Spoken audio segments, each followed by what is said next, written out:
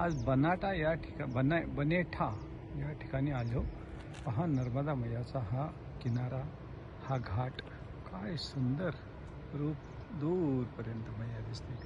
आणि इथे नावाडी मासे वगैरे काहीतरी पकडत असावेत त्या नावेतून. छान शांत त्यांचा पोटा पाण्याचा व्यवसाय चाललेला आहे. मांझी रे वाह.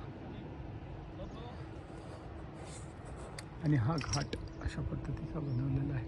वर झेंडे लागले, त्याच्या पलीकडे ते आश्रम आहे. आम्ही तिथे थांबलेलो आहोत. आणि हा असा मैयाचा सुंदर किनारा, या मैयाच्या सुंदर किनाऱ्यावर आलो. वा, किती छान वाटते. तिथे एक बोटवाला छान वाटतं.